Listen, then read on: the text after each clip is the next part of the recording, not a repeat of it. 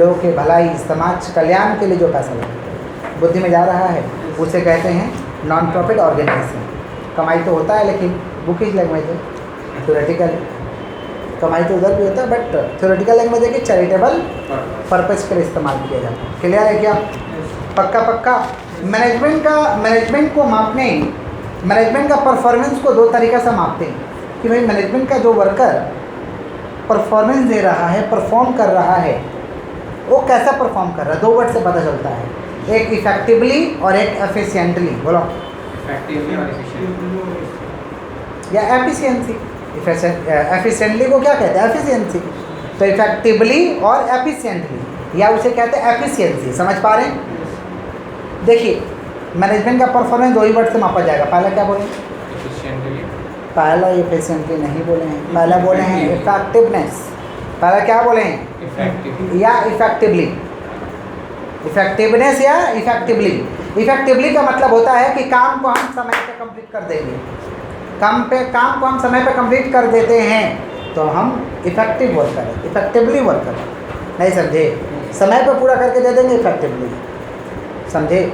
लेकिन हम आपको समय से पहले काम करके देंगे, no wastage minimise cost. No wastage minimise cost भी कम कर देंगे, वेस्टेज भी नहीं जाएगा, बर्बाद भी नहीं जाएगा, तो हम एफिशिएंटली वर्कर है, एफिशिएंसी वाला वर्कर है। नहीं समझे? कुशल वर्कर है। बुद्धि में गया? है समय पे जो काम को कंप्लीट करेगा इफेक्टिवली या इफेक्टिवनेस, और जो बचा देता है, कॉस्ट को बचा दे, वेस्टेज को बचा दे या वेस्टेज को मिनिमाइज कर दे, कम कर दे, ऐसे वर्कर को क्या कहते हैं? एफिशिएंटली। क्लियर है क्या? हमारे बच्चे नॉर्मल हैं, पक्का। हर चीज़ को करने के पीछे कुछ ना कुछ ऑब्जेक्टिव रहता है कि नहीं रहता है? तो मैनेजमेंट को करने के भी पीछे कुछ ना कुछ ऑब्जेक्टिव रहा होगा, समझे? तो मैनेजमेंट को करने के पीछे तीन ही ऑब्जेक्टिव था। कितना ऑब्जेक्टिव था? तीन। पहले नाम फिर मतलब, पहले नाम फिर मतलब। सुनिए, पहला ऑब्जेक्टिव था organisational objective, personal objective, social objective. जोर से बोलिए। Organisational objective, personal objective, social objective. बोला ऑर्गेनाइजेशनल ऑब्जेक्टिव, पर्सनल और सोशल। बोले, जोर से बोलिए। Organisational objective, personal objective, social. आप लोग भी जब किसी चीज़ को, बिजनेस को मैनेज करिएगा ना, तो पहला कौन सा ऑब्जेक्टिव होना चाहिए? ऑर्गेनाइजेशनल। ऑर्गेनाइजेशनल ऑब्जेक्टिव का मतलब होता है कि to develop the organisation, to expand the organisation, to develop the organisation, to expand the organisation. Organisation को क्या करो? डेवलप करो। ऑर्गेनाइजेशन को क्या करो? एक्सपेंड करो। ये कौन सा ऑब्जेक्टिव है? ऑर्गेनाइजेशनल। लेकिन हम लोग के पापा लोग जो बिजनेस करते हैं, मैं सबका नहीं बोल रहा हूँ, बट मैं समाज में देखता हूँ, समझ रहे हैं कैसा बिजनेस करते हैं? लल्लू लाल के तरह। नहीं समझे? माल जो कमाते वो अपना समझ लेते हैं, वो अब ऑर्गेनाइजेशनल ऑब्जेक्टिव के लिए खर्चा नहीं करते हैं, पर्सनल ऑब्जेक्टिव में चल जाता है। ई वाला पर्सनल ऑब्जेक्टिव नहीं, निजी वाला। नहीं समझे? ई वाला पर्सनल ऑब्जेक्टिव में जाए तो चलेगा। यहाँ भी तो है तीन, तो बोले ऑर्गेनाइजेशनल, पर्सनल, सोशल। ई वाला पर्सनल नहीं, निजी वाला। नहीं समझ में आ रहा है? तो आप लोग भी याद रखिएगा, पहले क्या करना है? ऑर्गेनाइजेशन को डेवलप। अरे ऑर्गेनाइजेशन डेवलप होगा तो ऑर्गेनाइजेशन का वेल्थ बढ़ेगा, ऑर्गेनाइजेशन का कैपेसिटी बढ़ेगा, और ऑर्गेनाइजेशन का वेल्थ बढ़ेगा तो तुम ही ना बढ़ रहे हो, तुम्हारा ही ना वेल्थ हो रहा है। नहीं समझ में आ रहा? वेल्थ मतलब ऑर्गेनाइजेशन का इंफ्रास्ट्रक्चर बढ़ेगा, धन बढ़ेगा, तो किसका बढ़ रहा है? तुम्हारा ही बढ़ रहा है ना। हेनो नहीं बोलते, कमा के पहले घर लो रे बाबा, घर कीनो, घर बनवाओ। घर कब कीना जाता है? जब आइडल कैश हो। आइडल कैश माने बेकार का कैश। क्या करें? कैश पर कर रही तो घर देंगे, समझे? लेकिन कैसे नहीं है, शुरुआत में हम चालू कर रहे हैं तो हमें ये सब चीज़ नहीं करना चाहिए, नहीं तो हम ग्रोथ नहीं कर पाएंगे। हमें ऑर्गेनाइजेशन पे ध्यान देना चाहिए, जिस ऑर्गेनाइजेशन से हमें कमाई हो रहा है उसके लिए इन्वेस्ट करना चाहिए, समझे? तो पहला कौन सा ऑब्जेक्टिव है? Organisational objective. कौन सा बोलिए?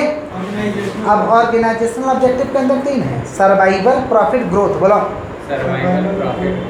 सर्वाइवल का मतलब इतना कमाओ, सर्वाइवल का मतलब होता है इतना कमाओ कि तुम्हारा ऑपरेटिंग कॉस्ट रिकवर हो जाए। इतना कमाई कर लो भैया कि तुम्हारा ऑपरेटिंग कॉस्ट रिकवर हो जाए, इसे क्या कहते हैं? सर्वाइवल। क्या कहते हैं? इतना कमा लीजिए कि आपका ऑपरेटिंग कॉस्ट रिकवर हो जाए, इसे क्या कहते हैं? सर्वाइवल। क्लियर है क्या? माने हम लॉन्ग रन तक टिके रह सके मार्केट में। Profit, profit is the ultimate objective. Business में क्या मिलता है हमें? तो profit is the ultimate objective. Profit is the ultimate, यही ऑब्जेक्टिव है ना अल्टीमेट। और ग्रोथ का मतलब होता है या तो आपका सेल बढ़ रहा, या तो आपका ब्रांच बढ़ रहा है, या तो आपका लेबर का संख्या बढ़ रहा है, यानी आप ग्रोथ का स्टेज में, समझे। ये हुआ ऑर्गेनाइजेशनल ऑब्जेक्टिव। फिर आता आपका पर्सनल ऑब्जेक्टिव। पर्सनल ऑब्जेक्टिव का मतलब होता है कि एम्प्लॉय को पीयर रिकॉग्निशन दो, इज्जत दो, समझे। सेल्फ रेस्पेक्ट बोल के चीज़ होता है, वो एम्प्लॉय को मिलना चाहिए। सेल्फ रेस्पेक्ट और फेयर सैलरी, उचित सैलरी दो, समझे। नहीं तो एम्प्लॉय जब हाथ से काम करना छोड़ देगा और पाँव से काम करना स्टार्ट करेगा तो बहुत महंगा पड़ता है, नहीं समझे। इसलिए पर्सनल ऑब्जेक्टिव याद रखना चाहिए। कौन पर्सनल? अपना वाला नहीं, अपना वाला तो बाद में आता है। अब सोशल ऑब्जेक्टिव कौन सा? सोशल ऑब्जेक्टिव क्या बोला? सोशल ऑब्जेक्टिव बोला कि भाई provide good quality at a reasonable cost. आप माल बेच रहे हो, अच्छा क्वालिटी का एट अ रीजनेबल कॉस्ट में बेचिए, क्वालिटी से कॉम्प्रोमाइज़ मत करिए और एट अ रीजनेबल कॉस्ट। और लोगों को एम्प्लॉयमेंट अपॉर्चुनिटी दीजिए, नौकरी का मौका दीजिए, समझे। ये कौन सा ऑब्जेक्टिव है? सोशल। कौन सा ऑब्जेक्टिव? तो कितना ऑब्जेक्टिव है? 3। कौन कौन? Organisational, personal, social. जोर से बोलो। Personal, social. जोर से बोलिए, जोर से बोलिए। Personal, social. ऑर्गेनाइजेशनल के अंदर कितना चाहिए?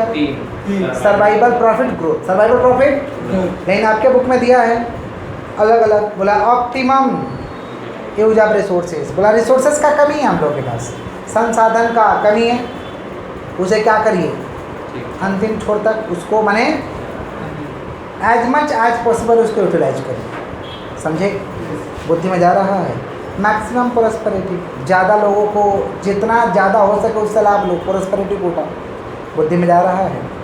और human betterment and social justice, personal objective के बारे में बोला जा रहा है। चलिए कोई बात नहीं, हर चीज़ का इंपॉर्टेंस होता है तो मैनेजमेंट का भी इंपॉर्टेंस है, लेकिन मैनेजमेंट का इंपॉर्टेंस से पहले मैनेजमेंट का फीचर समझते हैं।